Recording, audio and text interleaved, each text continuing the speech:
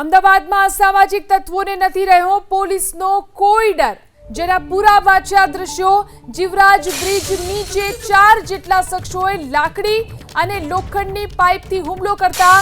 એક વ્યક્તિનું મોત થયું। આ ઘટનાના સીસીટીવી ફૂટેજ પણ સામે આવ્યા છે, જેમાં જોઈ શકાય છે કે અસામાજિક તત્વો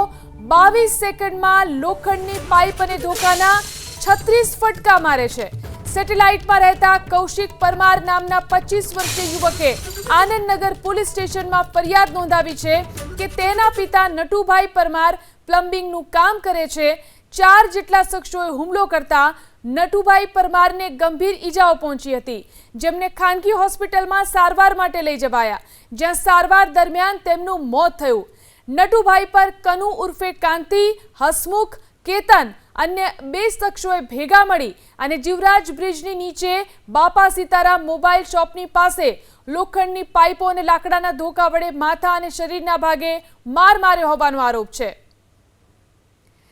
આ વિશે વધુ જાણકારી મેળવી અમારા સંવાદદાતા ચેતન આપણી સાથે લાઈવ જોડાયા છે। ચેતન, આ જે ઘટના બની છે તેના કેવા પ્રત્યાઘાત પડી રહ્યા છે, લોકોમાં કેટલો રોષ છે અને કયા પ્રકારની કામગીરી? જી, આનંદનગર પોલીસ સ્ટેશન વિસ્તારમાં જીવરાજ બ્રિજ નીચે ગઈકાલે રાત્રે નટુ પરમાર નામના શખ્સની હત્યા થતાં તેમના પરિજનો અને સ્થાનિક લોકો મોટી સંખ્યામાં રાજીવનગર ખાતે એકત્ર થયા છે અને આ સીધા દ્રશ્યોમાં જોઈ શકાય છે કે નારાજ જે પરિજનો અને સ્થાનિક લોકો છે તેમના દ્વારા રસ્તો અહીં રોકવામાં આવ્યો છે અને અહીં જે રાજીવનગરની આજે જે કાચા પાકા મકાનો છે ત્યાં જે એક કથિત આરોપી વસવાટ કરતો હોવાનો પણ તેમનો આક્ષેપ હતો અને જે કથિત આરોપી હતો તેમના ઘરે પણ તોડફોડ કરવામાં આવી હતી, સામાન્ય તોડફોડ કરવામાં આવી હતી। કોઈ મોટી અનિચ્છનીય ઘટના બને તે પહેલાં પોલીસ દ્વારા સમગ્ર જે સ્થિતિ છે તેમના પર કાબૂ મેળવવામાં આવ્યો હતો, પરંતુ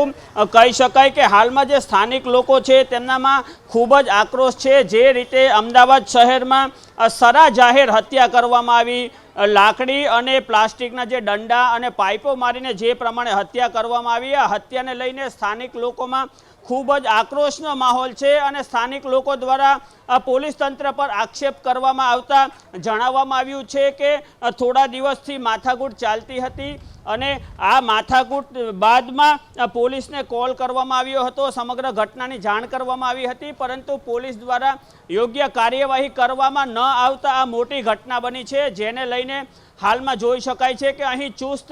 પોલીસ બંદોબસ્ત પણ ગોઠવી દેવામાં આવ્યો છે।